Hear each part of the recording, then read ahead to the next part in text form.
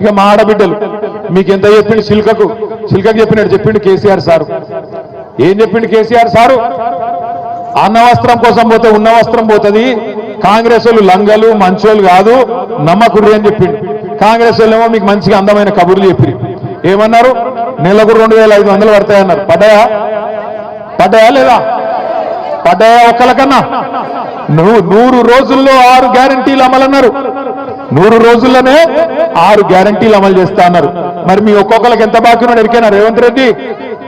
ఒక్కొక్క ఆడబిడ్డకు, ఈ రాష్ట్రంలో ఉండే 1,67,00,000 మంది ఆడబిడ్డలకు రేవంత్ రెడ్డి గారు ఈ ఒక్క సంవత్సరంలోనే 30,000 రూపాయలు బాకున్నాడు. నెలకు 2,500 చొప్పున, సంవత్సరానికి 30,000 రూపాయలు బాకున్నాడు.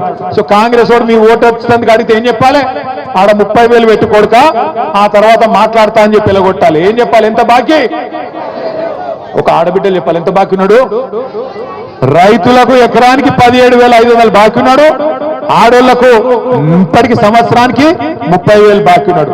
రేపు దబ్బన తప్పిదారి ఇక 12,000 ఇస్తుండు కదా, సరే తీసుకుంటాం మిగతా తర్వాత చూసుకుందామంటే మళ్ళా ఇయ్యాడు. అది కూడా చెప్తున్నా మీకు ఇప్పుడే.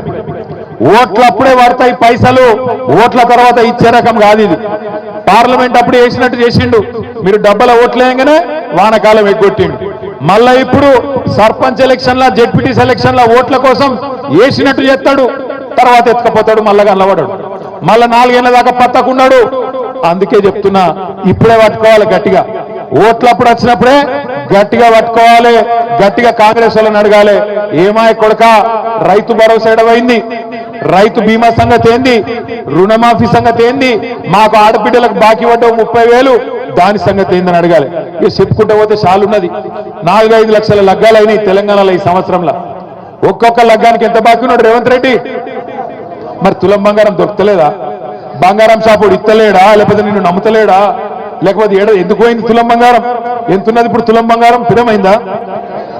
ఎంత అయింది ఇప్పుడు? 80,000 అయిందా? 80,000 అయిందా? అగో 5 లక్షల మంది ఆడబిడ్డలు పెళ్లిళ్ళు చేసుకున్న వాళ్ళు మీకు ఒక్కొక్కరికి 80,000 రూపాయలు బాకీ ఉన్నాడు రేవంత్ రెడ్డి. కాంగ్రెస్ వాళ్ళని అడగాలి, తులం బంగారం ఏడవాయ కొడుకా అని అడగాలి. 6 గ్యారెంటీలు అన్నాడు. ఇక చిన్నమ్మ చెప్తాంది, సిలిండర్ ఫ్రీగా వస్తుందా మీకు?